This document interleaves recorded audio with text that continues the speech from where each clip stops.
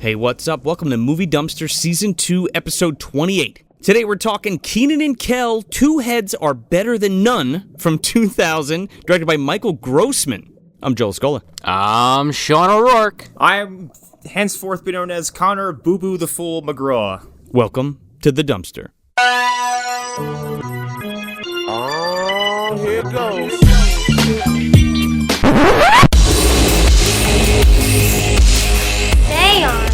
Isn't that a little chancy? I mean, this is Halloween, the night when all the creepy things are supposed to stalk the earth.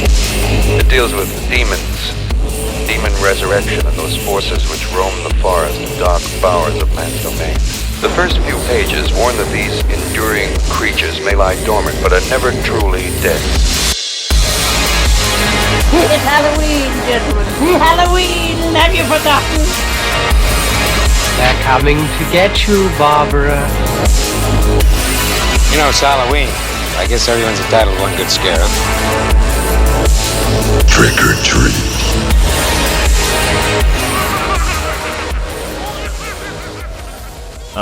Before we get rolling, I am Boo Boo the Fool, because apparently I said last season about a certain movie that they will never hear this episode, and I called someone a moron. And then that quote was thrown in a trailer for that movie by the people who made it, because they did listen to that episode. So, to everyone who made Dark Forest, you're a bunch of classy, good sports, and I appreciate you, and I'm sorry if I insulted anyone. I'm not sorry at all. I'm not sorry either. I mean... That movie fucking sucked. It's bad, but, like, you know, thanks. I guess. For including us. Thanks for immortalizing me being really shitty and petty. I mean... I guess, yeah, that's, you know what, thank you for that. In trailer form. And here's to the next one, guys. I hope your next film is good and you've learned from your mistakes. I hope it's better. But you guys take criticism really well, and you balled it up into an advertisement, and I just have to applaud that. So yeah, there it is. Also, by the way, this is a comedy show, so yeah, just saying, wink, wink. Holy shit! Elbow, elbow. This is a serious film discussion. Okay, this is a serious film. Never make another film again. There is plenty of artistic merits in Kenan and Kel, Two Heads Are Better Than None. I'm gonna say there actually are. I'm gonna cut you off right there. You know what I'd rather watch than Dark Forest? Kenan and Kel. Two Heads Are Better Than None. I'd rather be watching Good Burger, to be honest. This fucking movie. In what movie has less happening in it is a better question. Oh yeah, that's a good comparison. What? Did I watch the same movie? You know what? This wins because it has a monkey playing a piano. Oh, Chimperachi. Yeah, Chimperachi, baby. I have a whole timeline for that guy we're going to get to later. Don't worry, I already mapped this shit out in my head. Oh, man, I'm ready. I spoke to John Hurt before we got on the old microphone here. Is this going to be like transcending Cybo-Man? Is this like another evolution of Cybo-Man? You know, you're burying the lead, Joe. Am I hot or cold? It might have something to do with Cybo-Man, but we'll get to it. I didn't make that connection because I was too busy leaning back going like, what the fuck was 1990s Nickelodeon? Like, what the f-? Yeah, okay. So 90s Nickelodeon. Yeah, but this is 2000. Well, this is... Okay, I'm going to lay down the fucking Keenan and Cal Trivia for you guys. Okay, drop it. Drop that shit. So Kenan and Kel, I don't have the exact number in front of me, but I think it was on for 3 or 4 fucking seasons, and as a young adult, preteen, I guess I was, I fucking loved this show. Oh, yeah. Me and my brothers and my dad watched it every fucking week, every new episode.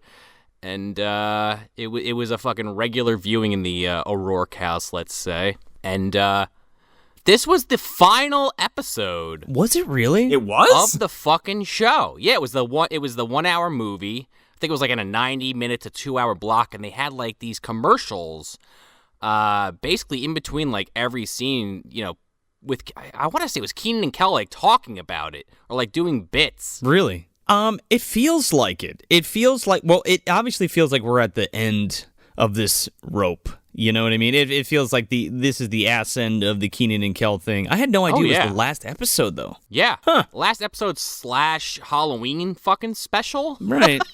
Okay. Like a weird ass way to go out, like I have to say, but I'm into it. I guess. Well, yeah, sure. I mean, all right. And for anyone too young to have either seen or remember Kenan and Kel, Kenan and Kel was just basically like the Kenan Thompson and Kel Mitchell fucking platform that they went on to after they did all that. Mm-hmm. And obviously Kenan now has been doing fucking Saturday Night Live for God knows how long, fucking 15 years, and Kel Oh my God. is doing whatever Kel's doing. He's touring. Kenan Thompson is right now the longest tenured SNL member ever. Is he really? Wow, he beat Tim Meadows. Yes. That's amazing.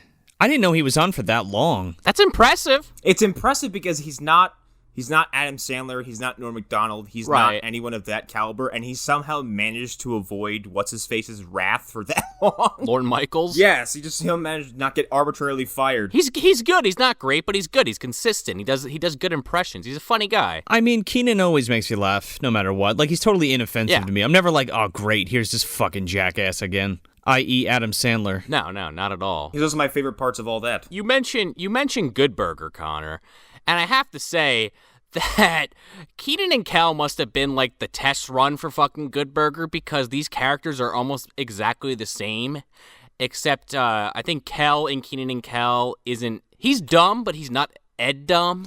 No, he's like obliviously childish. I guess they Yes. both are. And he loves orange soda. I just thought he was an alien. Just trying to blend in, and like he just can't. There very well may be an episode about that, Connor. I think Kel in Kenan and Kel just doesn't have like a filter, and he's just a whack job. No, clearly. Whereas like Ed, Based on this yeah. film. Whereas like Ed is just like dumber than rocks, but he makes a good sauce, you know? Ed showers in his Good Burger uniform and never takes the hat off. Yeah. Well, the hat gives him his power. The braids give him his power. But yeah, Kenan and Kel, man, Kenan's kind of like the straight guy, but he's always scheming. And you got to watch Kenan, because Kenan be scheming with a plan or a plot to make it to the top. Yes. You know? But they're kind of in the middle because they're always getting caught. Thanks, Coolio, who abruptly opens this made-for-TV movie. If you needed an extra reminder of what time period this comes from, there's your battering ram of a reference. I could talk about the fucking Kenan and Kel show forever. Kel loves orange soda. Kenan just constantly yelling, "Why?" at everything Kel does.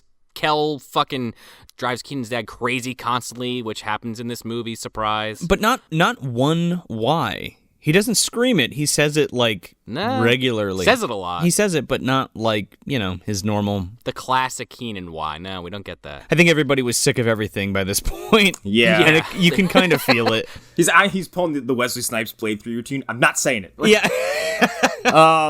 Kenan Thompson actually recently ushered in and all that reboot, and I think he's like one of the executive producers or something like that. Yeah, him and Kel, both of them are. Oh, good for them. I mean, I think the world could use a good all that reboot. I watched it on YouTube, but Kel brought back Coach Cretan. Oh, man.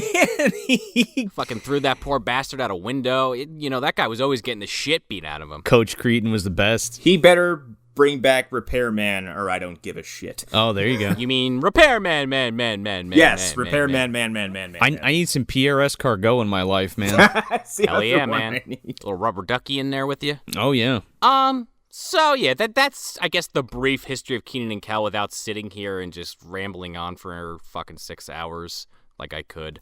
We had a nice little trip down memory lane. Oh yeah, a little bit, kind of like you with Full Moon, Yeah, Joe. well, this too. And a little bit like Connor with Justice League, I guess. I don't know, Connor. What brings you back to your childhood? Sam Whipple taking all your toys? I mean, if you want to focus on the negative.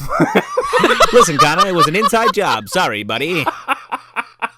I guess the plot crunch to this film is the fucking Rockmore family, Kenan's family, are going on their fucking vacation across the country. And Kel's mom tried getting rid of him. Yeah, clearly, kind of like the Urkel thing, where the parents don't want anything to do with them, so they just leave him with the Winslows all the time. Except Urkel's a genius. True. This is true. He did not lose a screw in the tuna like Kel.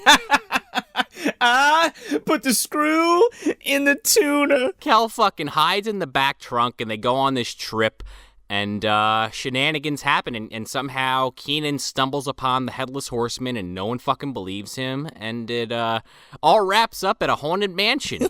the Headless Knight, excuse me. You don't want to get sued. Oh, excuse me, yeah, copyright.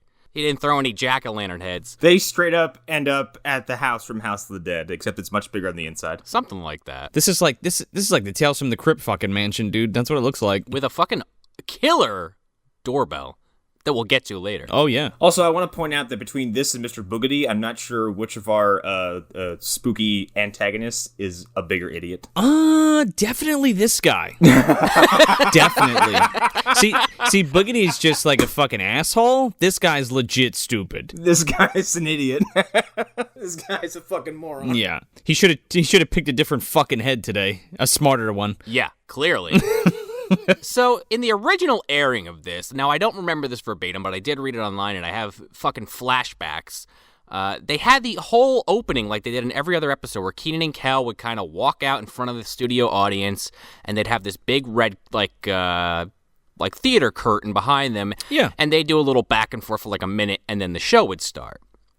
Now, in every subsequent airing of this, and even on the DVD, they don't include that. I don't know why.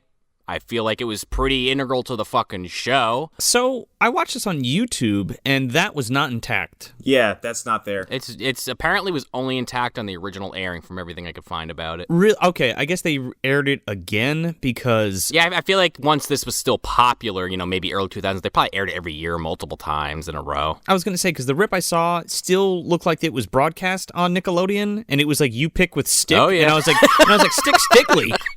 Yeah, remember him? Yeah, I got ads for You Stick, some kind of fucking thing going on at Nickelodeon at the time, and I was like, I have no concept of what the fuck that is. Yeah, You Pick with Stick Stickly, man. He was a fucking stick figure with the googly eyes. Oh no, I remember Stick Stickly and Face. I just don't know what this whole You Stick campaign was at the bottom of the screen that it kept telling me was going on when this was airing. Oh. You write in to fucking Loreno Studios, Florida, and you tell them what fucking show you like, and then maybe they'll send you a t-shirt or whatever. Oh man, Nickelodeon Studios, rip. Seriously, did you guys ever get a chance to go? I went once. I went one time. It was great. I got a Stimpy fucking doll and a fucking Ren and Stimpy shirt, and we watched an episode of What Would You Do? Ah, wow, it was great. What did you do? Nothing, because I was like 7. Oh, okay. Fair enough. So, in this version, without the opening to get us all riled up for said picture, it just kind of starts with Roger Rockmore. Fucking Ken Foree himself. Ken Foree is a fucking huge man. He's also a treasure. Oh my god, I love Ken Foree. I gotta admit, it wasn't horror movies that turned me on to this guy. It was fucking Kenan and Kel. I gotta be the one to admit it. Yeah, I saw him first in Kenan and Kel, and then I was like, that's the guy from Kenan and Kel in Dawn of the Dead, and that's the guy from Kenan and Kel in From Beyond. I don't remember what I saw him in first. I think it was Dawn of the Dead, which, like, that kind of sheds more awkward light of my childhood, because how did I see him in Dawn of the Dead before I saw him in Kenan and Kel, considering how my mother behaved? Yeah, that's a good question, Connor. I mean, there's nothing actually wrong with that on paper. It's also one of those things where it's like, I don't even recognize him because he's bald with glasses here. Yeah. And he's in dad clothes. He does not waste a second before he's already aggravated. And that's his state for like 90% of this film, which I loved because that was always the funniest part of Kenan and Kel with that character to me. Oh, yeah. He's aggravated to the point where he's incurring the actual wrath of God, like, at some point. Like, yeah. He is such a funny motherfucker, too. I gotta tell you something. Yeah. He's standing there with all these packages his fucking wife keeps handing him. He's like, we're going away for 2 weeks. She's like just fucking throwing bags around his neck. He's like weighted down like he's got bricks on him. Another bag? Meanwhile, Kenan walks downstairs. It's gotta be. Oh my god! It's gotta be like 9 in the morning, 10 in the morning, and like on the morning of a trip, this motherfucker walks downstairs in a bathrobe and plaid pajamas, like, and his fucking hair. This hair, man, is rough for like the first fucking 45 minutes of this film. He's got it in like pigtails. Yeah, it's just, Kenan, what are you doing? That's a bad hairstyle. It's very 2000s. But he's moaning about the trip, and his mom's like, what are you talking about? Is your dad's favorite trip? His favorite trip or his favorite place to go or something like that? She's like, oh, he's so excited about it. And his dad comes in and he's like, oh my God, this trip's gonna fucking kill me. He's like, this is the worst trip ever. Well, not yet. Because Kel kicks in the fucking door and he's like, hi, Mr. Rockmore, we're going on vacation. He goes, you're not invited, Kel. He goes, my mother said I could go. Yeah. And he looks at his wife and he's like, where's my gun? So Ken Foree was like, no, Kel's not going on this fucking trip. Like, for one time, can we not bring Kel to ruin everything? Anywhere. Yeah, for fuck's sakes, in the last season, they move across the country and Kel still finds him. Sure do. Christ. He shows up and he's like, it's okay, my mom said I can go. And they're like, well, we didn't. It's just like, he comes with a letter from his mother saying, like, please, for the love of God, take him. It's like Kimmy Gibbler, for God's sake. I caught him eating a bar of soap. I also forgot the sister was, like, madly in love with him. Me too. And I totally forgot. I had fucking. I went on YouTube. I was like, okay, yeah, this was a thing, right? And I watched a clip, like a clip show of her like hitting on Kel. They don't pull any punches in this one. She's all over him. Oh no. Well, they like Joe was saying, you know, they're saying, Kel, you're not going. Slam cut to Keenan, like, packing all the fucking luggage in the back of the car, and Kel is, like, smushed into the middle of it all. He has cask of Amontillado of Kel in the back of this fucking this fucking station wagon. Like, it's just... He's like, don't make a peep. Yeah, his head is just exposed, and it just shoves the last brick over his fucking face. It's pretty fucking funny. See, that's the thing with this. There's like a ton of sight gags, right? Yeah. And then it's just like Keenan's dumb fucking smile and his fucking bobbing head all over the place, and just gets a fucking yellow briefcase shoved into his mug. So they hit the fucking road, and like, Keenan has, like, this idea, like, well, if we get exactly 45 miles away from the house and they find out Kel's in the back, they won't turn around. Yeah, it's too far at that point, clearly. But he's mapped it out. Like, that's the number, you know? Yeah. Like, right away, isn't Kel making noises? No, the sister's like, oh, I miss Kel, I miss Kel, I miss Kel, oh, I miss Kel. And then Keenan's like, shut up. Oh, that's right. Yeah, and then Ken Foree pulls over and he's like, I'm a little hungry. He's like, you guys hungry? And they're like, no, we're not hungry. And he's like, well, I am. So he goes in the back and opens the fucking hatch. And he's looking for a sandwich, and fucking Kel's hand shoots out with a sandwich, and he, like, takes it. Yeah, and then walks back to the driver's seat, and he's like, he takes the fucking plastic wrap off it, goes to take a bite, and only then does he go, hold on, I've been had. It's fucking good. He plays it perfectly, though. Like, the look on his fucking face is great. Also, the 90s made-for-TV music, like the fucking tubas or that. Oh, yeah. Probably lifted straight from the show, I'm sure. Oh, yeah. Yeah. But let me tell you something. This soundtrack is, like, a little overbearing. Like, it should be ducked more. Like, it's so high. It is high and noticeably bad. Yeah. It also goes places I didn't anticipate it to. Like, later on in the film. Oh, yeah. I wonder if we got the licensing for that. We'll see. I don't know. Is that what you were referring to? Yes. Okay. A few things towards the end. Chimperachi, man. Maybe he got it on loan. Anyway. So yeah, Ken Foree goes back to the truck, and he's, obviously... It rips all the fucking luggage out, and Kel's back there. Yeah. Starts just tearing briefcases out of the back, and, like, I like how he doesn't notice Kel until he sees 3/4 of his torso bent awkwardly, Hi, Mr. Rockmore. Hi, Mr. Rockmore. You gotta laugh at me. I knew he was, you know what I mean? Like, he was back there the whole time, but that shit was funny. Yeah, he goes like, oh, I was checking the engine. Yeah, oh, yeah. You got a leak. And then he's like, we're taking you home. And Kel's like, no, it's too far. Keen's like, no, it's too far. You can't do that. And so I like the Ken Foree's like, fine, we're leaving his ass here. Yeah. And then all of a sudden, the mom pops up, Cheryl. She's like, oh, we can't do that. Well, she fucking regrets that decision much later. Because we're singing about 1 million bottles of orange soda on the wall. Oh, my God. I have a question. How in this universe has no one just quietly pulled Kel aside and just murdered him? Just like slowly, just like put a hand over his mouth and slid a knife between his ribs, like shh. I think Ken Foree's tried many a time if you go back and watch the show. There is definitely an episode that comes to mind where, I don't remember all the circumstances, but Kel had been driving this guy so fucking crazy he kept hurting himself. Yes. So Kel was banned from the house. Yes, I remember that one. and it fucking culminates where somehow Kel ends up in their bedroom, and then fucking Roger comes in, so Kel hides under the bed. They are literally about to fuck, and then Kel has to jump out because he's so disturbed by it all, and Roger chases him around the bedroom. Kel jumps out their fucking window, and Roger jumps off the bed out the window after him, enraged.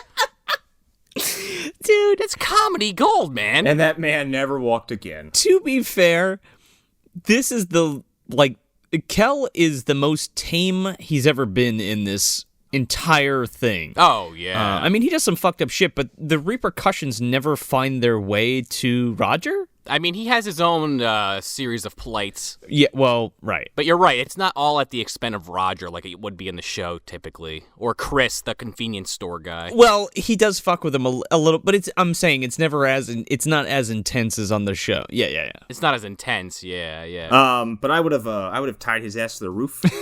Well, especially after he sings this fucking song. And he stops at 11. He just stops. They get all pissed off at him. 1,000,000 bottles of orange soda on the wall, and then he stops at 11. How many fucking hours was he singing this that they just had to put up with? I don't know. But, this is also when I noticed that there's a lot of, and I guess this is just a product of the time, there's a lot of, rubber-faced teenagers going on in this movie where everyone's kind of every reaction is hyperbolic and dialed up to 1,000,000. Yeah.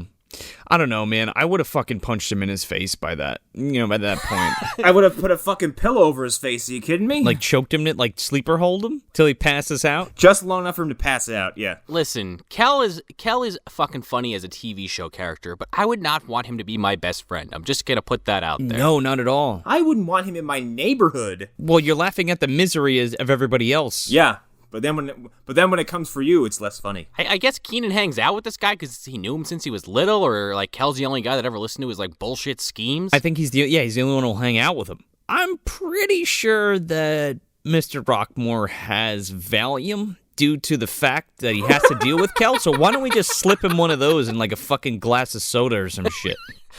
Well, then he'd really be slipping and sliding all over the fucking road. He's already, getting almost crashed into. No, not Roger. Kel. Give it to Kel and some orange soda, yeah. Oh, Kel, yeah.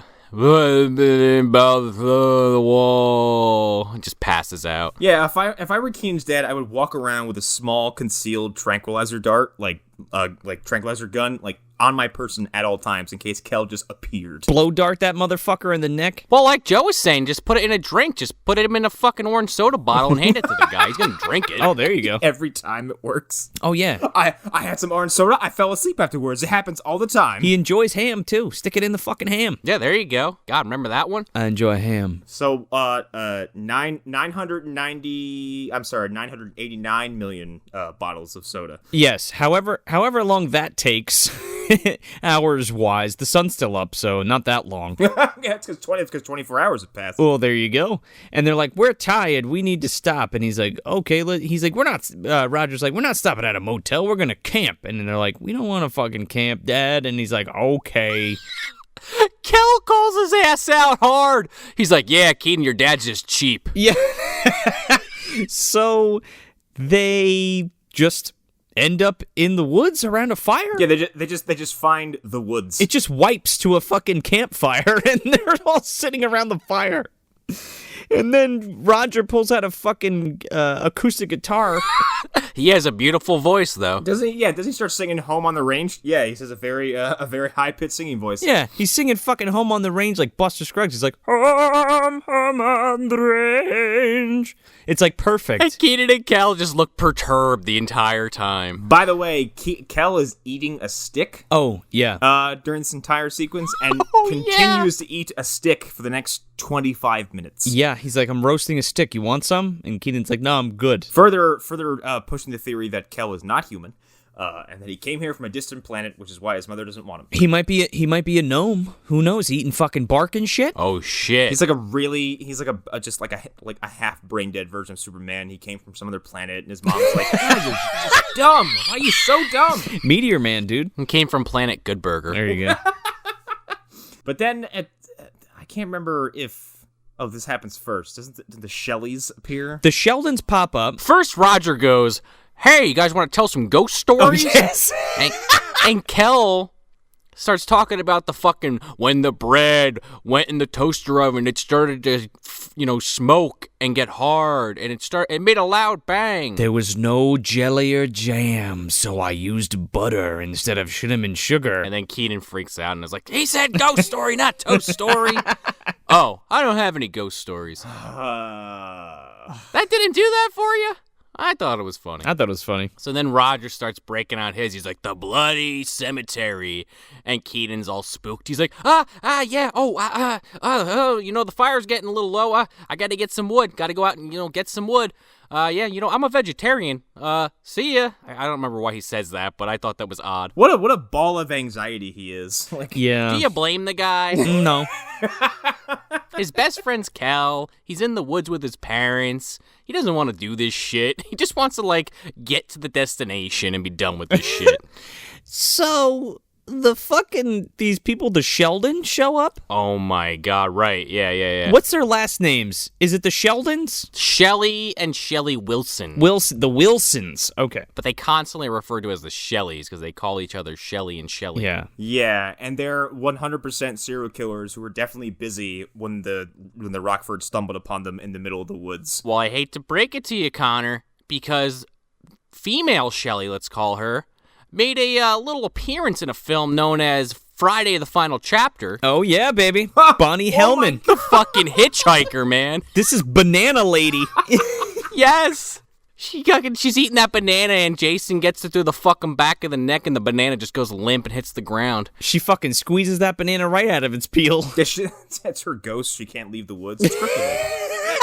Well, that's why she needs all that ketchup to, replicate the blood that streamed down her neck. Oh, I remember when I was stabbed in the back of the neck by Jason Voorhees. And then I met my husband, who was also stabbed in the back of the neck by Jason Voorhees. How'd you live?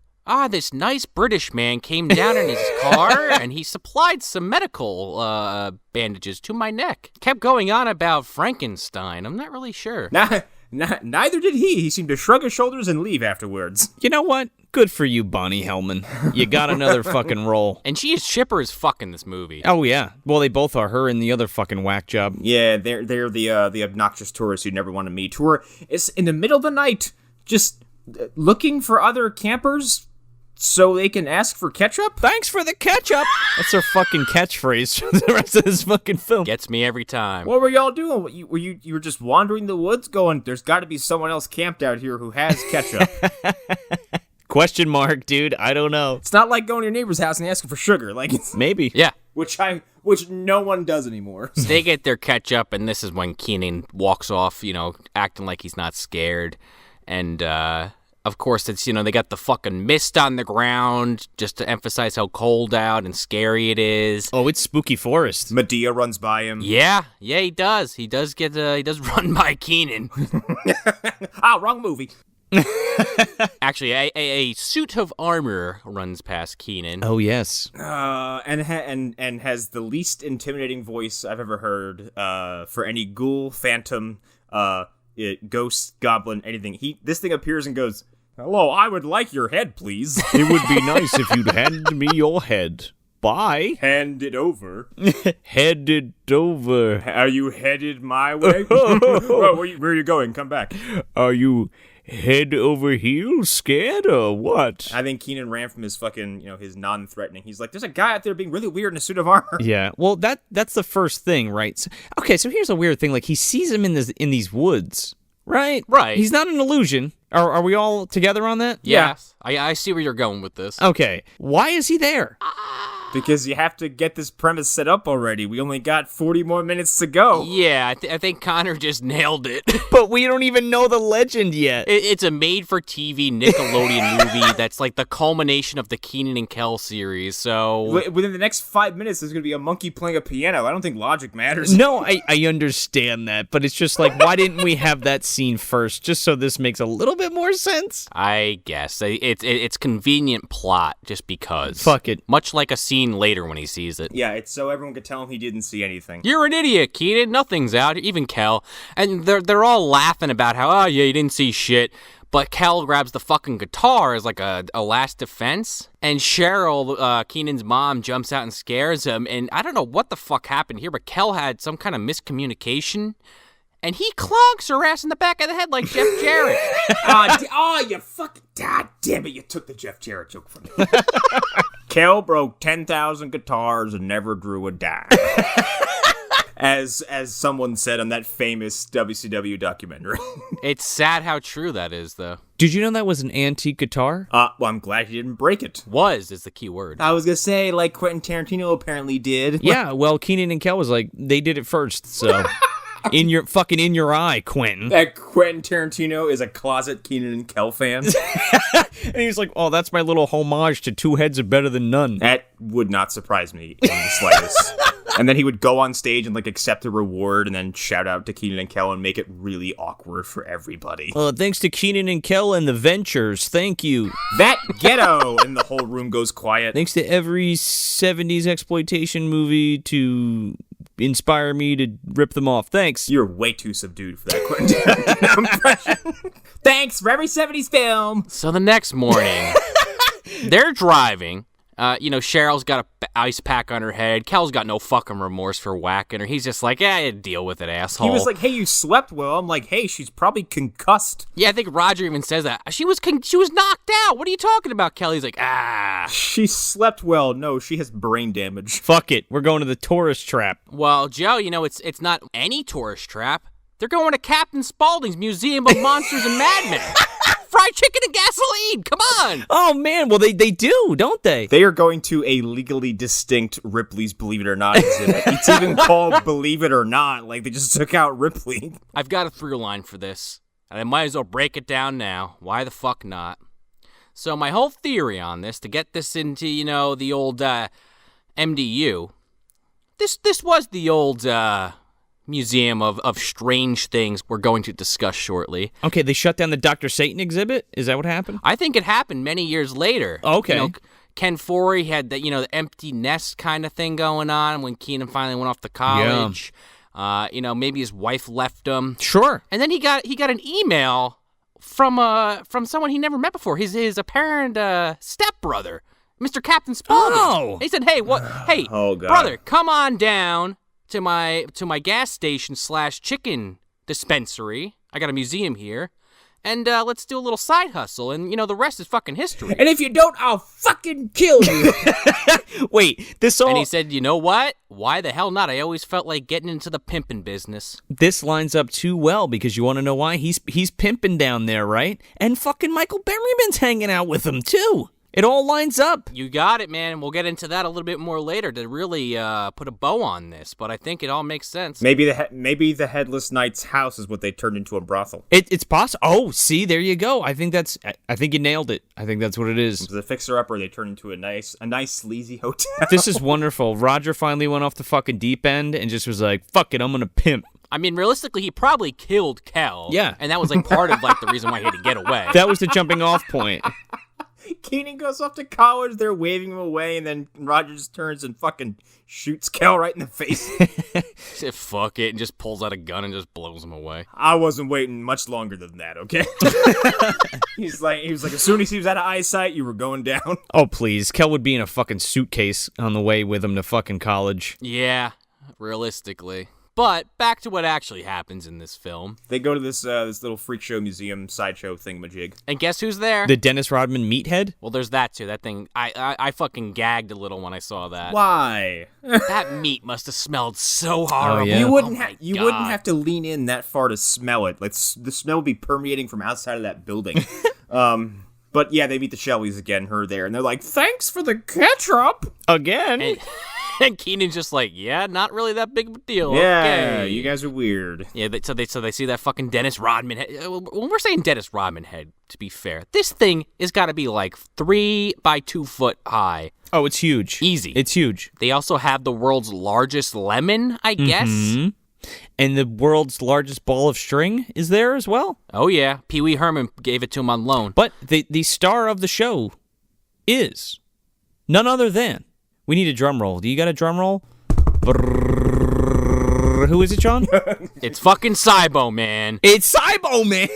Going under the pseudonym of Chimparachi. And we'll make another MDU connection. Well, we were talking about fucking Radagast the Brown last week. Charnetsky the Brown, excuse you. There you go. Thank you. I already am fucking up here, guys. Don't invoke his name, because he'll come around and drink all your fucking beer. He's gonna get out of that recliner and kick my fucking ass.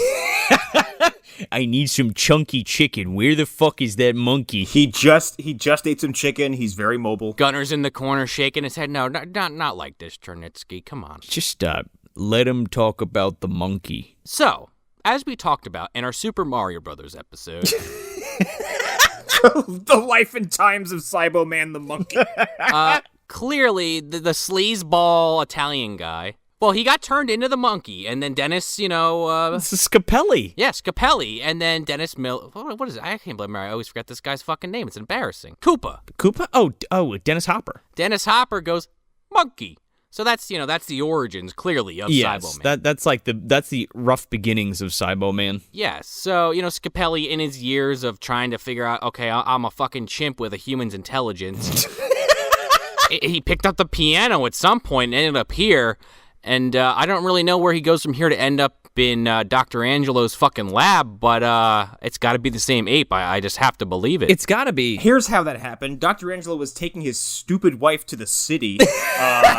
That thing they used to do that she got all mad about. That he doesn't do anymore. You don't take me to the city, you only take me to sideshow attractions. On the way to the city, they stop at this fucking, five and dime, believe it or not, museum. Which at this point, Connor, has been refitted to be Spaulding's museum because Ken Foree's come down to help out the man. Oh, yeah. Mm-hmm. And then outside was Cybo-Man playing his piano. And then Dr. Angelo was like, how would you like for me to do some really unethical tests on you? And Cybo-Man went, wah! Yeah, he was like, oh, I can see you play the piano. Do you want to participate in some experiments? By the way, I am fantastically toasted right now. I have no idea where I am. Oh, absolutely. I just killed a bottle of Bushmills. Let's do it. And then it was love at first sight, man. He takes the monkey, and this is when his relationship with his wife falls apart. It's at this moment with Chimparachi. Yeah, Chimparachi ruined his marriage. I can believe it. You didn't take me to the city. I'm sorry, I was experimenting on the monkey. You know what's the sad thing about all that? Putting that puzzle piece together? I'm just thinking about when Cybo-Man got shot and Job was screaming. Cybo-Man was probably thinking in his head, fucking Mario Brothers! Goddamn plumbers! Do you think that Job was semi-clairvoyant because he had a handicap? And he knew about he was Scapelli? If he didn't know then, he knew by the end of it, man. Yeah, man. The whole world flashed before his eyes when that chimp got shot. He was like, you were Scapelli. Weren't you? You played piano for Ken Foree that one time. This is the most important monkey who's ever existed. It's part of the MDU. You damn right it is. It just might be, man. More important than Lucy. But in the current timeline of this film, he's still playing songs like Chopsticks, for example. Yeah, and you know what else he's playing? Stevie Wonder's Superstitious. Yeah, really well, actually. Yeah. Yeah, well enough to have backing vocals and extra instruments, even though he's just kind of slamming his fingers on a piano. Oh, man, he's fucking George Clinton all over this fucking thing. He plays Superstitious the entirety of it. This goes on for 5 fucking minutes while everybody's dancing. They all sing and dance to it. Kenan Kel, the Shelleys, extras. That monkey sure knows how to play Superstitious. This is great. I wonder where his backup band is. Whatever. They're just under the stage, chained up like fucking slaves. Oh, the monkey plays, we have to play or else they don't give us dinner.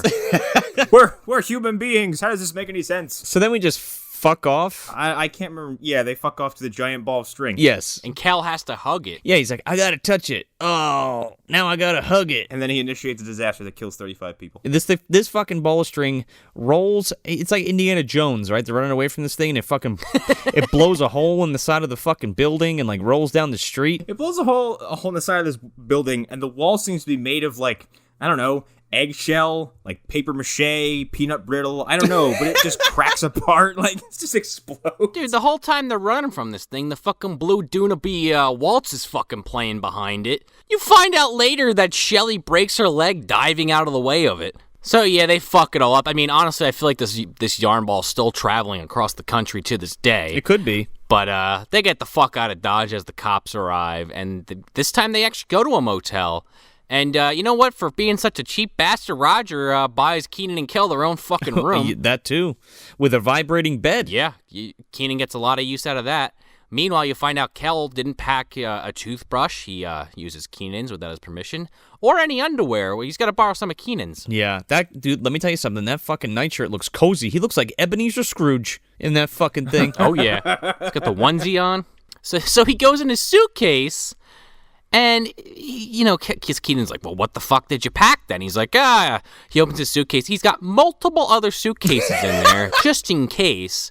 And he's got an umbrella and 2 fucking, gallon orange sodas in there. I didn't even realize he had the umbrella in the fucking suitcase. Cal has diabetes, okay? It's just the only outcome for this. He needs to talk to good old Wilford about that, I think. Wilford's like, you're beyond my help, okay? I can do nothing for what's happening to your body. I mean, you know what, Connor? I think it just struck me. You said he's an alien. Do you think he was in that fucking ship that Wilford was hiding from the rest of the crew? I'm all better now. I drank some orange soda. How did you get diabetes? You're not even human. It just wants to go to sleep with some orange soda. It wants to crawl into the ice, and it wants to just drink the orange soda until it just goes to sleep. Until his blood sugar just finally crashes, and he just goes into a comatose. It wants to be us and drink orange soda. It wants to be a 5-year-old who just eats junk food all the time. The noose? I just hang those up for decoration. There's nothing wrong with this thing. It's fine now. It's fine. I'm not going to violate anybody with my fingers. Like Joe was saying, Kel puts the quarter in on the bed. Well, actually, no, he doesn't do that yet. Kel says good night, and then Kenan's like, night? Good night? He's like, I don't want to hear that word. Night. Don't even say it. Oh, yeah, because they saw the fucking, they saw the display for this headless knight legend. Oh, yeah, at, right. The tourist trap. And he's like, oh my god, the headless knight cuts people's heads off and then eats their bodies and then takes their heads and wears them. Also, this myth, it's about a knight who got his head cut off, but he was fine. The end. Yeah, well, he eats people too. With a head that he cut off of somebody else? Yeah, I think that's how that goes. Yeah, but he cuts out the most interesting part of that story. Well, it's like, how did he live? It doesn't matter. He puts on new ones and eats people. I don't know. I'm kind of with it. It's fine. Lines up with a whole bunch of other movies I've seen, so sure. And then there's this dude who comes out and he's like, hi, this is, yes, this is absolutely true. Goodbye. Get the fuck out. And then they leave. This is totally true. I have this night goes with my Bigfoot hair and poop that I have in my house too. This is better than the Patterson Gimlin footage. I'll tell you what. At least this night armor's in focus and you can see it up close. It's true, because if it's not true, then I'm out of a job. And isn't total bullshit like that film. It's almost time. The secret code is Orange Soda. Send us a direct message on Instagram for a chance to win this week's Trick or Trash giveaway. Again, the secret code is Orange Soda. And remember, kids, the clock is ticking. Don't miss it. Yeah, so Cal won't shut up about the knife. He's talking about does he cut the heads off with scissors, knives, whatever. So Kenan finally falls asleep, and he has this fucking dream, I guess, where he hears a fucking noise outside the hotel room door, and he goes and he opens it up, and there's this big fucking red light, and like Joe was joking about earlier, the fucking guy's like standing right behind him in the room, and he spooks him. And then he wakes up. Kenan's like, why is the door open? And Kel's like, oh, the door's open because I didn't want to open the window. And he's like, why didn't you just open the window? He's like, because strangers come in windows. Doesn't Kenan wake up and he sees like the shadow of a knight with an axe, but it's just Kel with a broom? Yeah. No, a fly swatter. He smacks in his face. Oh, no, I'm sorry, not with a broom. With a gigantic broom-sized fly swatter that he just smacks Kenan in the face with. That's right. He's like, you got a fly in your head. So Kenan's having some kind of form of PTSD from this awful, nightmarish, well-spoken knight that he saw in the woods. Question mark. Kenan's clairvoyant. That's what it is. He saw the future. He saw the impending doom that was going to happen to him and his buddy. I could see it. What if they went off that? And made another season, and Kenan like is a psychic. Is clairvoyant now? It's like what's a raven or some shit. Yeah, I was. That's so Kenan. That's so It's just him and Raven Simone. And they have like duelings. They have like fucking psychic battles. Like fucking Professor Xavier and the fucking Shadow King. It's like fucking Gandalf and Sauron. Chernitsky and Gunner, It all comes back home. You're not allowed to have those powers, boy. They're just sitting there in lawn chairs with like 2 flasks in their hand, just like, you want to do something about this? And like, not yet. It's been 25 years since I've had some orange soda. Pass me the bucket of chunky chicken. Except last time I drank it, it had booze in it. Where's the Seagrams? It was 90% vodka. So yeah, Kel puts the fucking bed massager on, and of course, it stays on all fucking night. And Kenan wakes up, and his hair looks like Coolio. It's all fucking, like, strung out, all standing up and shit. From being, like, shook by this fucking bed all night. And meanwhile, Kel's like, didn't I sleep great? Didn't you sleep great, Kenan? And he's like, wide-eyed. Kenan leaps across the room and just, like, strangles him to death. It's like the fucking Telltale Heart. That's Roger's story. And he buries him in the fucking floorboards. Yeah, that's Roger's story with Kel. Ken Foree's like, I did it, I murdered him. And he's ripping up the floorboards. He's right there. And he's just smiling up at him. With a bottle of orange soda next to him. A 2-liter jammed up his fucking ass. He just stands back up like a vampire. He's like, I'm okay. Hey, Mr. Rockmore. And he's like folded in half. Ken Foree just falls to his knees. You can't kill me, Mr. Rockmore. I'm forever. Holy shit. Just opens his mouth and the deadlights come out. Oh, no. Holy shit. You said he was an alien. Now he's fucking Pennywise? You don't know how powerful this guy is. An interdimensional being who feeds off orange soda and anxiety. That's how he appears to Mr. Rockmore. His mom could be dead. He could have eaten her fucking body, and he just says, yeah, my mom said it's okay. Man, wink, wink. Oh, that's possible. Or he's got like a fucking a Norman complex. Maybe. He is his mom? Oh, no. Yeah, he is his mom, yeah. That's a horrifying. My mom wrote me this note. But he opens up, like, instead of, like, attacking the knife, he just opens up the shower curtain and sprays you with a highly compressed bottle of orange soda that he's been shaking for 90 minutes. But it, like, melts your skin off? Oh, my God. So they fucking are... So they're driving down the fucking road. It's a dangerous rabbit hole we were going down. Roger gets gas for the car, and he's like, $1.23, great deal. So he's talking to this fucking hick, guy who runs the gas station, and he's like, yeah, well, it's more than you gave me. And he's like, what? It's $1.23. And he turns around, and some other guy working there, like, added a fucking 2 in front of it. Well, then the guy in the background changes it to a 3, and Roger's just like, I'm giving you another $6, and that's fucking it. And the guy just keeps, like, laughing. Like, I don't get this. It's fucked up. I've had customers when I worked at retail places accuse me of doing this. Specifically at a dollar store, so I can kind of believe this. Right, because you making minimum wage working at the dollar store has it in your power to fuck these people over, right, Connor? Yeah, it's my mission in life to sneak behind you and change that $1 sign to a $2 sign. Oh, I'm sorry, ma'am. These Pringles are 2 for $1, not just $1 for 1. Oh. You did that on purpose. Yes, I did. Ah! Talk about a bargain hunter, Jesus. So after he gets the gas, he's all fucking pissed off. He got ripped off. This old man, the stereotypical old man, fucking walks up and he's like, evil! Oh, yeah. You're going to Camp Blood, ain't ya? It's got a death curse. It's got a death curse. Because they're talking about this town called Rockville that this headless knight is from, and he's essentially telling them, like, don't go there. It's bad fucking news. And they all pack into the car and just leave, like, all freaked out. And, Kel's got to be on the nose with it. For all the kids at home that don't get it. Yeah. It's just like every horror movie that we've ever been in. Huh, that was hilarious. That was like a horror movie. It was exactly like a horror movie. You ever see a horror movie? It was exactly like that. At least this wasn't like Stay Alive where they did it, where you actually like had to go to a theater to see that film. This one you could just like go to the fucking Nickelodeon channel and you're good. You can change the channel. Yeah, there you go. I mean, you could walk out of the theater. Let's be real. I didn't, but you could have. Yeah, but you paid for it. I've only done that twice. You saw it twice? No, I've only done that twice. Saw Stay Alive in theaters twice? No, what? I saw it about 5 times on DVD. Jesus, fuck that movie keeps rearing its ugly head. Next season. MDU, Frankie Muniz, welcome to the MDU. They drive for a bit, and Roger gets some fucking lost, and he doesn't want to admit it. But the car breaks down.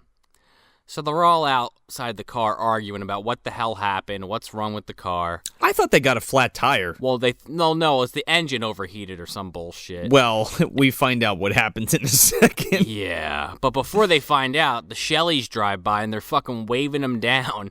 And these motherfuckers just drive by waving back saying, "Thanks for the ketchup." Thanks for the ketchup. I'm surprised Roger hasn't looked over at his wife and like, I'm starting to think those people are a little weird. Crazy fucking white folks. Do they have something to hide? Yeah, the body in the trunk. Yeah, I was gonna say.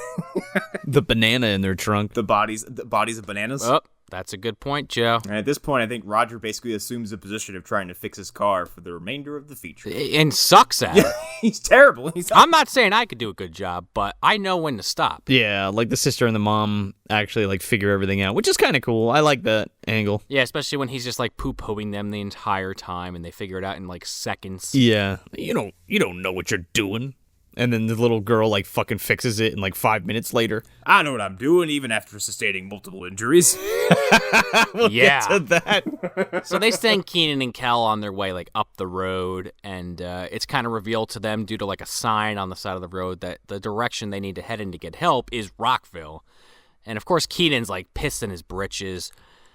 But Kel's biggest concern is that he needs a drink of water about 16 seconds after they walk away.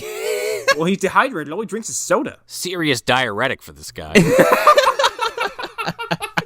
Dude, he must literally just shit orange like them. Oh my goodness. It's just orange sludge. His insides must be a churning factory of nothing but stomach acids. Like just orange soda and fucking melted ham. Congealed ham. Yeah, I'm sure every public bathroom he goes to has to be closed down, condemned, and rebuilt. He probably just uses the old movie dumpster to evacuate his anal cavity. That's that's fine. Fucking burn up some of them fucking movies that are down there. John Hurt gave him his own personal black hole. Oh man, he's the Buchanan 2, I think. It's like inside him, like Kirby or some shit. He's been groomed since birth to be the next super weapon? Yeah, I think so. I think that's what's happening here. There's like a David Cronenbergian fucking thing happening, and it's like, nobody will suspect Kel Mitchell. Dr. Buchanan, what was the point of this? I don't know. I don't know the point of anything I'm doing. Haven't you listened to all the fucking episodes of this shitty podcast? Were you around when I shrugged my shoulders the first time the Buchanan came around? I'm going to destroy everything. I don't care. So, while they're walking down this fucking walkway, or this dirt road, let's call it, it starts fucking downpouring, and wouldn't you know it, Kel's got a fucking umbrella. Now this is a callback? I thought he just pulled this out randomly, but you said it's in his suitcase before? Oh yeah, he makes a big deal about it in the hotel about how he's got an umbrella. Man, that flew right over my head. Because Kenan goes, "Why the hell did you bring an umbrella?" He goes, "Hey, you're not going to think it's so funny when it rains and you're wet and I'm not." Paid off in spades. Oh, it does. I kind of felt bad for Kenan on this one. Like, Kel, like, what the fuck? Couldn't give this guy a little bit of the umbrella? I don't feel bad for Kenan at all, because he is the one who put Kel into the back of his parents' fucking van in the first place. Yeah, he's the author of his own undoing here. Because if he never put him back there, Kel would have never ripped these fucking pretty wires out of the engine and caused the car to fucking break down. How stupid is this guy? I don't know. He's pretty fucking stupid. I mean, I'm surprised he hasn't gotten anybody killed yet. Almost. Kel is the guy that, like, you know, the plot's moving, like, a little bit too well. Like, things are going a little too well for the main character, so they have this, like, guy to fuck everything up there. Are you telling me Kel is an agent of chaos? He's like an agent of chaos combined with Benny. Kel's fucking tossed me an orange soda instead of a fucking Budweiser. It's rampant incompetence mixed with, like, a little bit of chaos and anarchy. Yeah. So they end up coming upon this fucking mansion, and they go up to ring the doorbell, and it's La Cucaracha? Yeah. Sure is. And Kel's getting down, man. He keeps ringing the fucking bell, and then, like, Michael Berryman opens the fucking door? Yeah, and he's basically, like, mute for most of his role. Yeah. Kel fucking keeps ringing the doorbell, and after ringing it 2 more times, they go in, and he leads them into, like, the foyer area. And there's this fucking, as Kel puts it, ugly picture, this fucking painting. It's a painting of fucking David Tennant. With Scooby-Doo eyes. Well, it's supposed to be this fucking character, Arthur, that walks in, a.k.a. Time Winters, a.k.a. the fucking headless knight himself. A.k.a. John Hurt in disguise. Oh, I can see it. How'd he lose his head, though? Like, okay, what did he do, screw up at one point, and he just, he had to make do? I think he got curious as what would happen if he cut his own head off. And that's where it begins and ends. You know what? That lines up a little too well. And it was after he met Victor Frankenstein, so he's got the know-how. Well, shit, I'll just put any old head on my shoulders. I'll just cut it off. It's fine. But he keeps his regular head like in a glass jar somewhere, so he can just pop that fucker right back on. So he's never truly dead. Yeah, he's got it set up like that fucking woman in the second Wizard of Oz movie where she's got the fucking heads on the oh yeah, Return to Oz. Yep, in the cases and shit. That's a weird movie that I keep thinking I dreamed up one day, but it's a real thing. It's great. It's weird. Fucking check it out. They make a haunting joke here, real quick. They do? Yeah. Do you remember The Haunting? Okay, which version of The Haunting? the remake of The Haunting. With Liam Neeson? Yes. And they all go to that fucking house, and the fucking like the Baron or whatever is the main ghost guy. They make fun of it in Scary Movie. Yeah, it's been so long since I've seen that movie. I saw it when I was like a teenager, and I barely remember it. Well, throughout the whole throughout that whole movie, there's like the ghosts of the dead children are like whispering that the main chick's name, and Kel says something like Mary or whatever.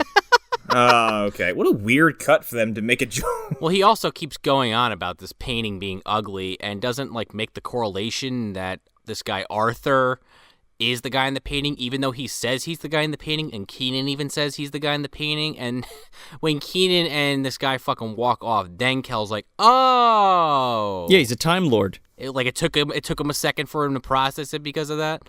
He doesn't quite understand the way that humans interact. He's still trying to figure it out. Well, he's not from our world. And this is where they get they're seemingly invited to a spooky dinner. Oh yeah. With fucking Milton Berle? Is that who that is? Yeah. Uncle Leo. Oh, my God. This old crotchety man. He's with his, I guess his nephew or some shit. This guy Harold and his wife Nancy. Takamoto. Yeah, Takamoto. That was that. I feel like that's like some kind of joke I'm missing. It's gotta be. And they're like, this is my grandfather.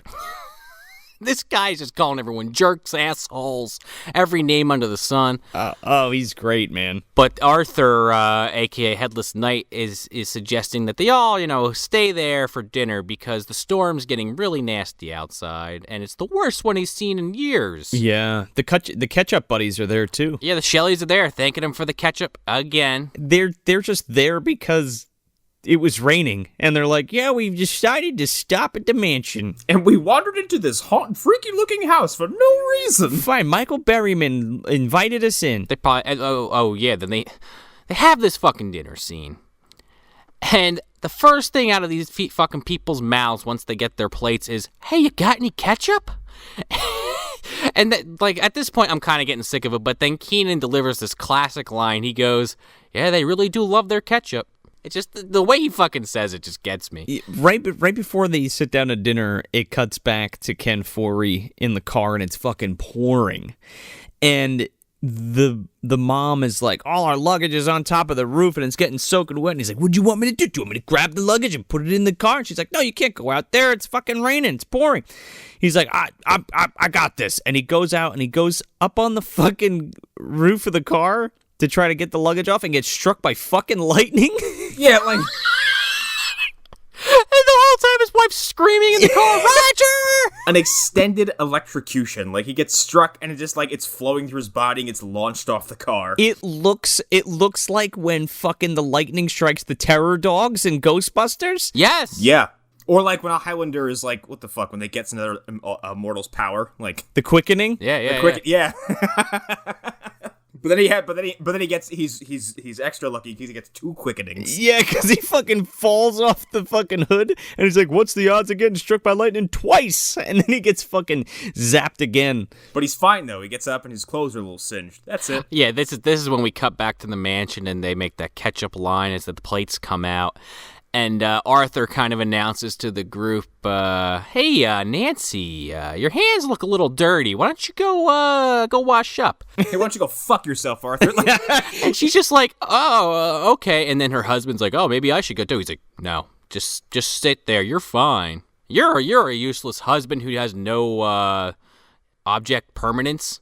The second your wife leaves the room, you just forget about her. Oh, yeah, it sure does. And then the Headless Knight guy's like, my servant Bethel is going to bring in dinner, but don't make fun of her and don't mention it because she was born without eyelids. And then she walks in and very clearly has eyelids. Well, she's just like wide-eyed crazy. To be fair, she's doing the whole like bug eye thing. Janine, sorry about the bug eye thing. The way it's lit, like she tilts her head down, I'm like, you can see her eyelids. Like, come on. Well, I don't think they put a casting call out to eyelidless people. Can only apply if you can pull off your own eyelids. You have to have no eyelids at all. Just like The Hangover, it can only be this movie if you're missing a tooth, or if you can pull it out of your head. I do like though how every time she gets like close to somebody with the plate of food, she like goes out of her way to like look them in the eyes. And Kel's like, "Oh my God, you have no eyelids." Yeah. Oh no, I said violets. And Keenan's doing the whole thing where he's like trying to not fucking mention it or whatever. Say it, but he says it. Because Kel's like, "Oh, can I get some orange soda to drink?" And he's like, "He said drink, not blink." Oh, damn it. So they fucking pull the old man's like, "I'm fucking starving. I'm not getting any younger here." So they take the Bethel takes all the, brings all the food out and they like take the plates off, the tops of the plates off, right? And he's like, what kind of meat is this? And he's like, "Oh, it's meat." And he's like, "Yeah, is it chicken or cow or pig or what?" And he's like, "Oh, it's definitely meat. It sure is." Is it tuna or is it chicken? Human? And he's like, "No." And then fucking that Jordan Burns looking Milton Berle over there fucking eats a piece and he's like, "Ugh," and he fucking spits it on his plate. Keenan goes, "We can't eat this. We're vegetarians." Kel's like chowing the fuck down on this. And he's like, Bethel, girl, you come to my house. You fucking cook for me all the time. He's loving life. It's pretty good. It's pretty funny. Which is like really fucked up when you think about the fact that was probably some dude's body like cooked up and fed to these people. It's a person for sure. And like I also think that Kel might know what human flesh tastes like, and he's like, "Oh, it's fine. Yeah, it tastes like chicken." So the chick's gone. Well, doesn't she go down the hallway and then like Michael Berryman like abducts her from a rotating bookcase? Yeah, he sure does. And she screams. Mm-hmm. Yeah, she's like, "Ah!" And this guy Harold doesn't move an inch. They're like, "Oh, was that a scream?" And Arthur's like, "Oh, I think it was the wind or lightning. I didn't hear a scream." And everyone just takes him at face value. Yeah, and he's like, "Harold, you need to go to the bathroom." He's like, "I don't have to go to the bathroom." He's like, "I think you do." And he's like, "Okay, I'll try." And he leaves to go to the bathroom and never comes back. I'll put my best foot forward. What is that? A joke about like old people not being able to hold it? Like what? I just this guy, all of his lines are fucking gold. The old guy. Oh yeah. So he gets up. He's gone. See you later. Have a nice life.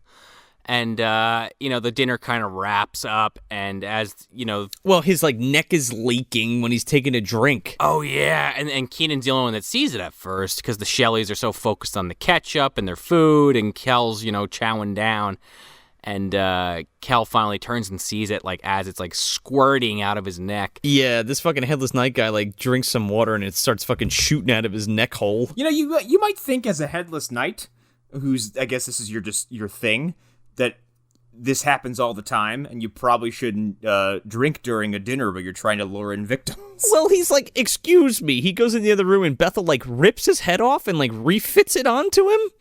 And he's like, "I'm never gonna wear this head again." Well, and then Berryman comes in, and he's like, Did you put them in the dungeon? He's like, "Yes." Keenan's, trying to fucking tell everybody that, whoever's left at the table that, he's the headless guy and, the legend about the Headless Knight. And she's like, "Oh, the one about the Headless Knight who finds the Ice Princess and they kiss each other and their lips get frozen together." And Keenan's like, "What? No!"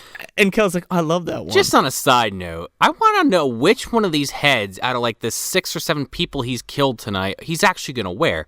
Because you got 4 people that are black. He's a white guy, by the way. You got this old Milton Berle looking fuck. And you've got the Shelley, so is he wearing the male Shelley's head? Because he's really the only one that makes any sort of sense. I don't know. Maybe he's fucking the other ones. He's definitely eating them. Oh my God. Oh, maybe.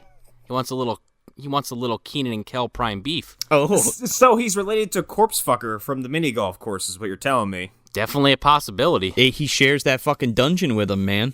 I mean, if Hurt's involved, you can't, all roads lead to Hurt. It's true. It can't be ruled out. He's definitely there somewhere. That's at one point, which one of these people were related to, like, Vlad the Impaler? Like, how far down the line do we have to go? Oh, yeah, he's like, basically, Arthur says, the storm's so bad, just stay here. Just stay overnight. And Kel and Keenan are trying to talk him out of it, but the Shelleys are like, oh, that would be wonderful. I'm so grateful I have no words, so I'm not going to say anything. Yeah. So they go in their fucking room, and they're chatting, trying to figure out, like, how the fuck to get out of here. And Keenan is just convinced this guy's the Headless Horseman after what he saw.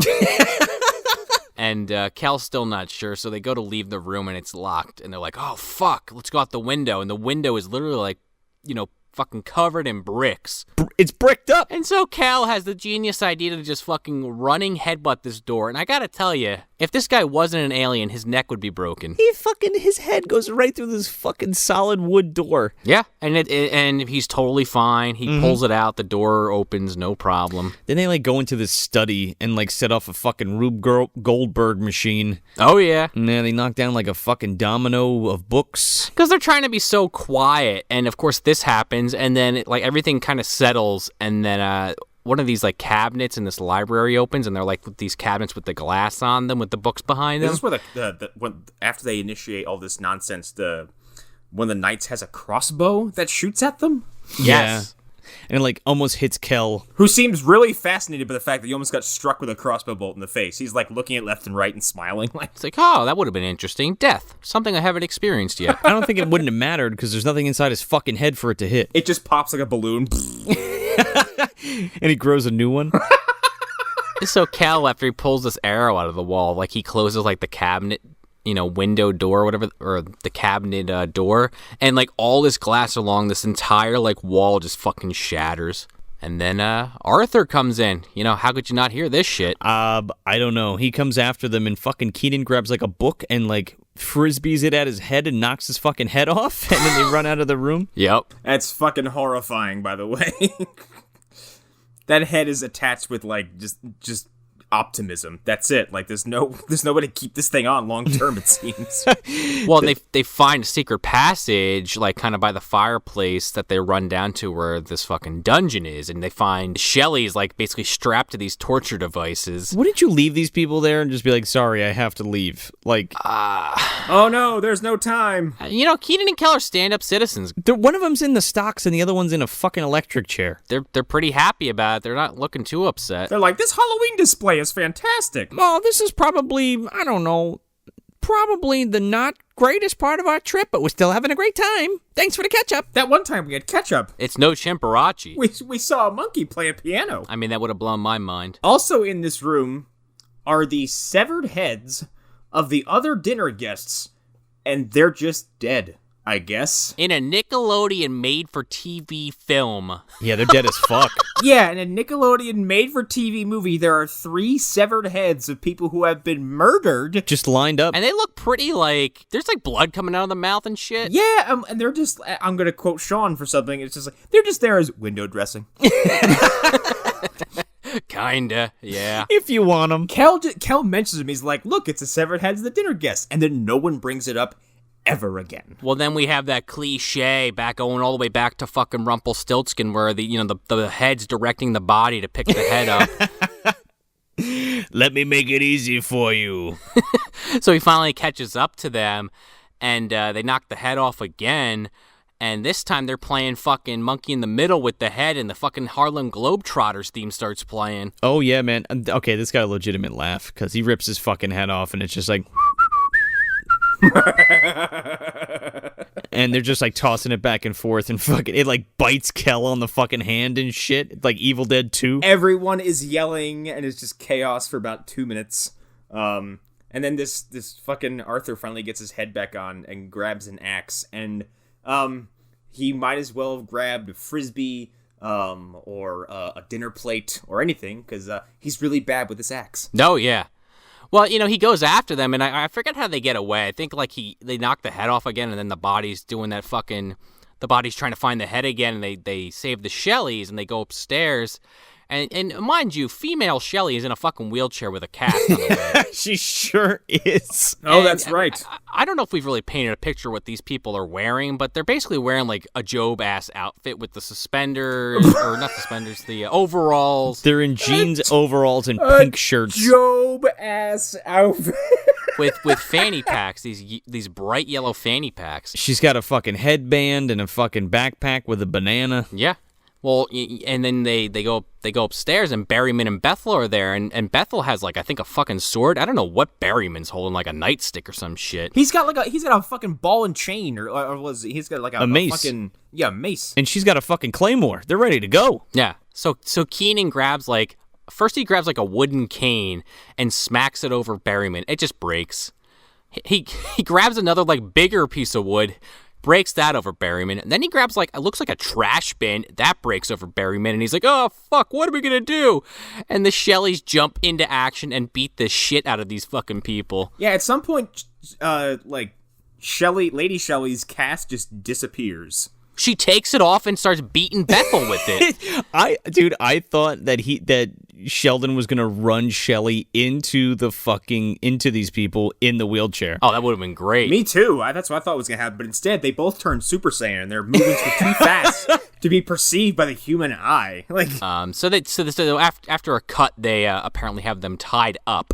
Dude, there is you're glossing over this, man. They're like fucking. It's like fast motion thing where they speed it up, and right. They're like karate chopping each other, and fucking Benny Hill music's playing, and they're fucking beating each other up.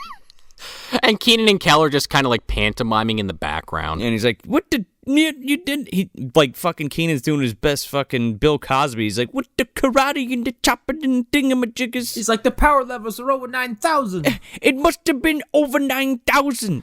The Shelleys just went Ultra Instinct. With the saying in the tail and the cutting off of the tail. They went Super Saiyan God Shelley. There you go. Their hair turned fucking blue. They start flying around the goddamn house. Oh boy. They just Kamehameha beam the house from space and the whole thing's done with. It's the only way to be sure. Then we get this scene where this guy takes this fucking axe as a frisbee and chucks it at them as they're trying to escape, and he accidentally hits the lock on the gate and destroys it, and they're like, oh, okay, we can get out now. First of all, it's not even a small axe. This is a fucking battle axe that he just takes in one hand and just sloppily tosses across his property. Oh yeah, man. He's like Simon Belmont with that fucking thing. He wishes he was, because he can't hit a fucking thing with this thing. No, it's awful. Is terrible. If he was a Belmont, they've disavowed him a long time ago. Well, that's why he's living by himself. You're not allowed to hunt Draculas, okay? He's the dime store headless horseman, so of course he's got to throw an axe. He fucking throws his axe directly at them, but somehow it goes the opposite way every time. And then, he breaks the lock on his own gate. And then they get out and they go to their car. They are about to get to the car and they're like, oh, the keys, blah, blah, blah. And then he throws it again. And it somehow gets lodged in a tree that's 10 feet to the left of them. Yeah, that's what I'm saying. How the fuck? What? It's terrible. This head must not have good vision, and that's why he's so upset. I'm never wearing this head again. It's the shittiest head in his collection. The head's screwed on, and it's not aligned properly to his body, so he keeps looking in one direction, and the body keeps overcompensating. Do you think he's got to constantly get new heads because they keep deteriorating into skulls and shit, so he's got to replace them all the time? This head didn't have perfect vision. He's completely foiled his own plans for good by wearing this head. Well, he totally fucks himself over because they finally get in the car and start driving off, and he fucking rips his own head off and throws it at him. I don't know what his game plan was. At this point, no, this is throwing a hissy fit. He's losing, so he's like, ah! And he just throws his head. He starts breaking his toys. He fucking throws the hood. He throws the head to the fucking hood of the car, and he's like, "You'll never get away. I'll bite your legs off." The effects, not that I'm really judging the effects on this movie because of, we said, it's a fucking made-for-TV Nickelodeon horror movie. But, this head just, flies on screen and just lands, on the decal in the front of the hood and just sticks into it. Oh, yeah, man. It's legitimately the hood ornament. Yeah, sticks on the hood ornament, but there's no blood or anything. Yeah, well, it's definitely, we're hitting the end of the Goosebumps era, too, and I think they did a lot of that shit. Oh, yeah, for sure. But, he's on the hood of the car, he's like, you'll never escape, and they just, they hit reverse real fast, and the fucking head just falls off. Not even, there's a stop sign, and they fucking jam on the brakes, and the head goes flying. And then Kenan goes, "Don't worry about the rules of the road. Just get the hell out of here." And then the fucking body jumps on the back of the station wagon. Like the T-1000. Like, So, like you were talking about earlier, we cut back to Roger and Cheryl and Kyra, and they fix the fucking car. Roger can't do shit. At one point even it cuts back to them trying to fix it a little bit earlier, and his wife goes to turn the car on, and fucking oil sprays all in his face. And the daughter fixes it in like 5 seconds. She's like, "Oh, these wires are missing. I have a hair clip that can connect the starter to this." And he's like, "Huh?" And it turns on immediately. So they're driving towards where the Shelleys are coming from with Kenan and Kel. And they kind of meet up. And again, they thank him one more time for the ketchup. And Kenan and Kel are the only ones that see this, but they see the body still hanging on the back of the Shelleys' fucking car. And they don't say shit.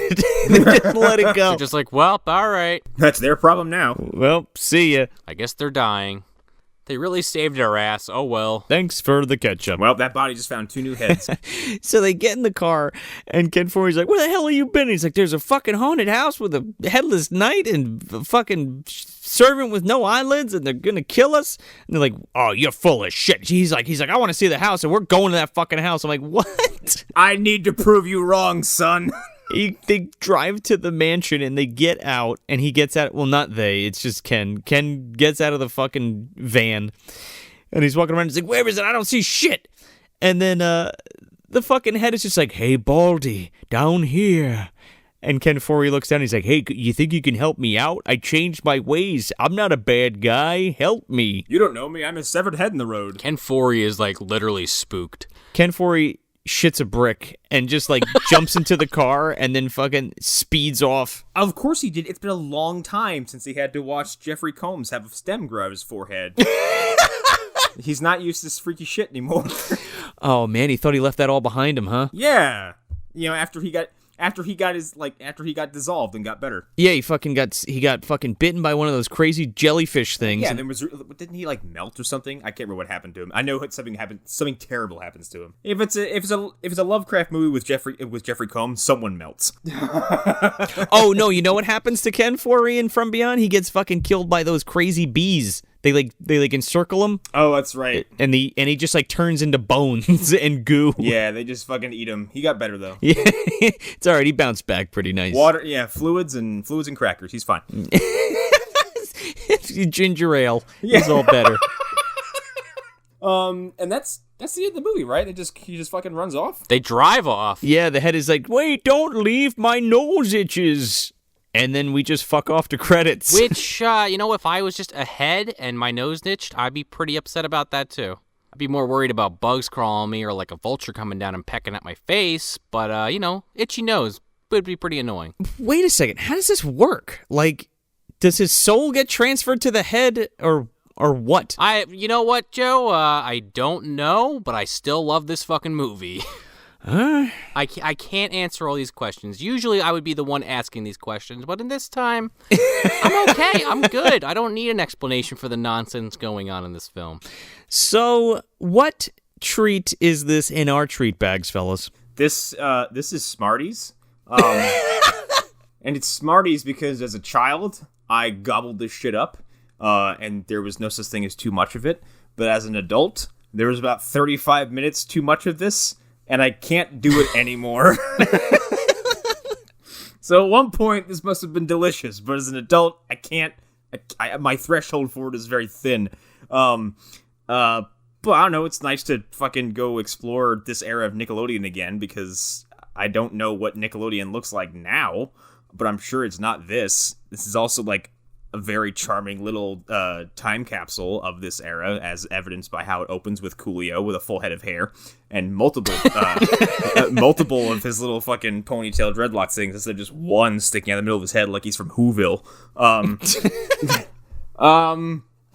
Yeah, it's fine. I don't particularly care for all of it, but I enjoyed most of it, I guess.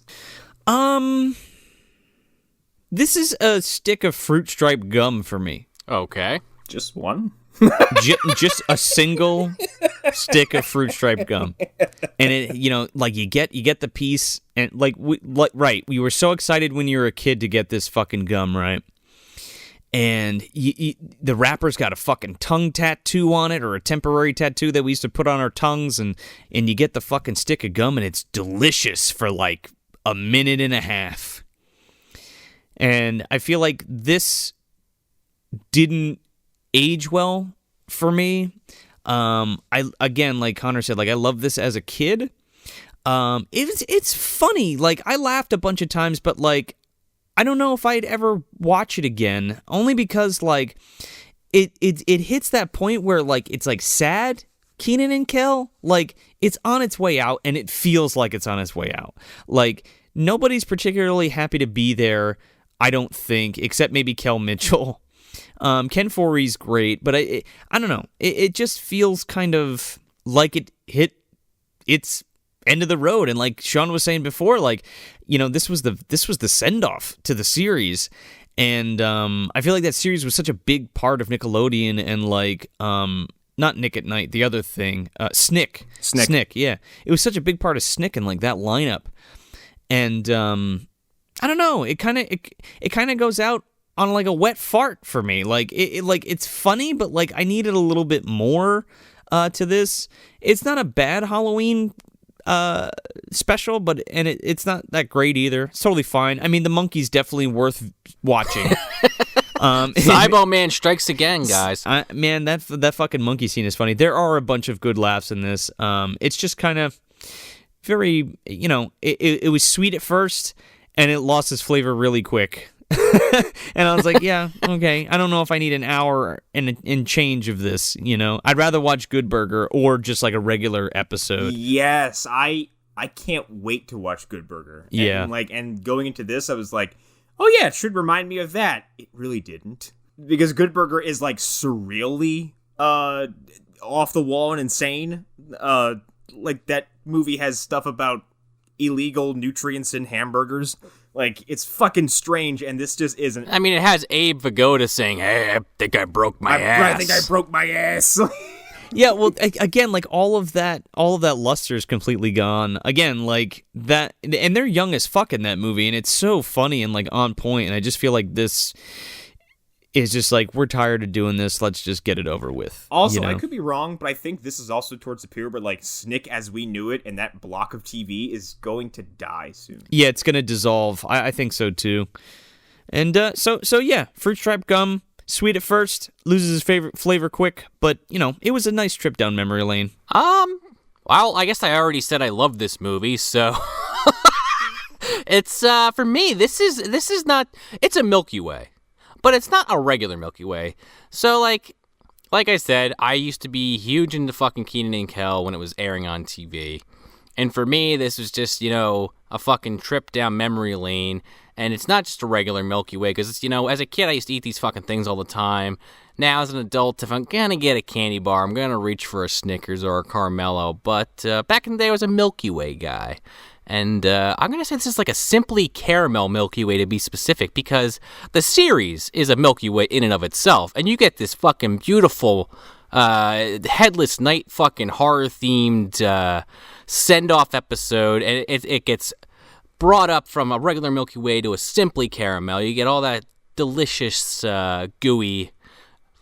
I don't even know what I'm trying to say here. Delicious, gooey mess in your mouth. Ooh. That could be a good or bad thing. That I was totally on board for. I thought this movie... listen, it's a made-for-TV movie, aimed at kids and fans of Kenan and Kel. We've done some other movies in that vein of that are aimed at kids that I haven't been so into, so I can understand if people want to call me out on being a hypocrite. I'm okay with that. I really enjoy this film. I'm sure if I went back and actually watched Kenan and Kel, the show, and then watched this, my opinion might sour.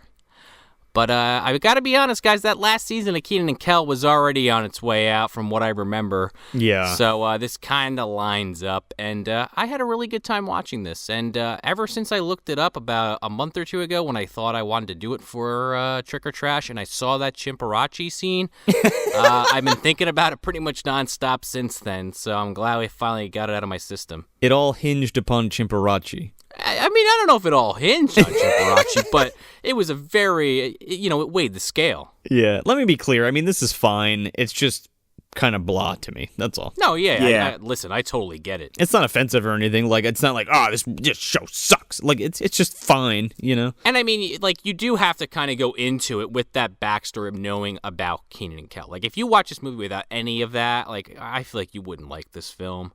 Whereas Good Burger, to be fair, you can kind of just go in and watch that movie and love it or hate it. You go into Good Burger to observe it. Yeah.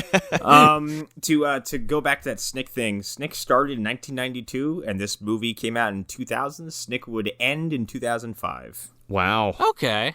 So it was definitely like there was that block. I remember when I was watching it where it was like, all that was kind of on its way out before they had this revival recently, but...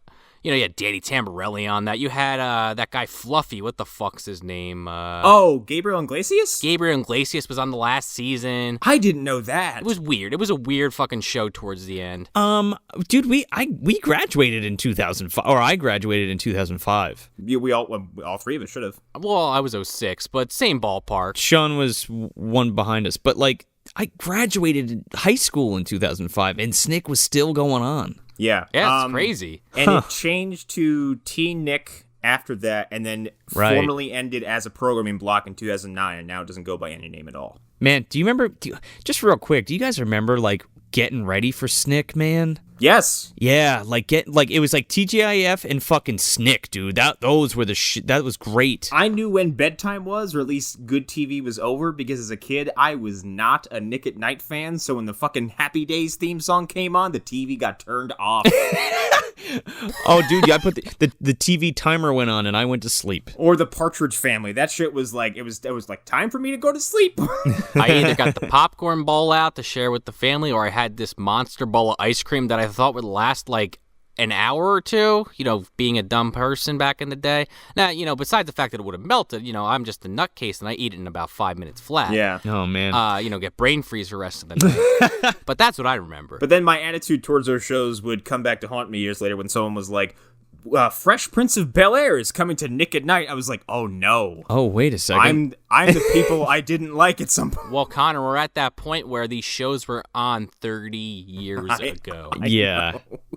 I don't know, man. I just miss Nick and like Are You Afraid of the Dark and getting ready for that, and I miss TGIF and like sitting down with the family and like watching like Family Matters and Full House and shit.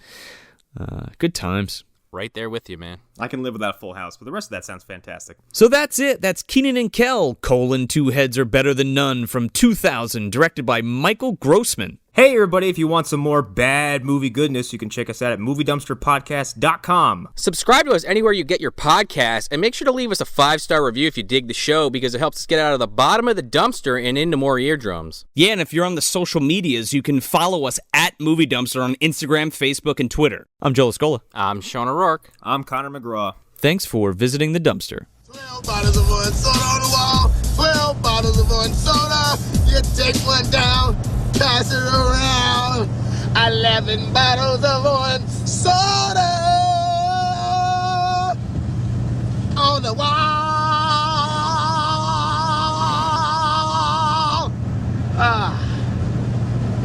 What, that's it? What? You just gonna stop at 11? Damn. You mean we had to sit through 1 million bottles of orange soda on the wall, and you just gonna stop at 11? You're not even gonna finish? Yeah, I'm tired of that song. Dayon, isn't that a little chancy? I mean, this is Halloween, the night when all the creepy things are supposed to stalk the earth. It deals with demons, demon resurrection, and those forces which roam the forest and dark bowers of man's domain. The first few pages warn that these enduring creatures may lie dormant, but are never truly dead. It's Halloween, gentlemen. Halloween, have you forgotten? They're coming to get you, Barbara. It's Halloween. I guess everyone's entitled to one good scare. Trick or treat.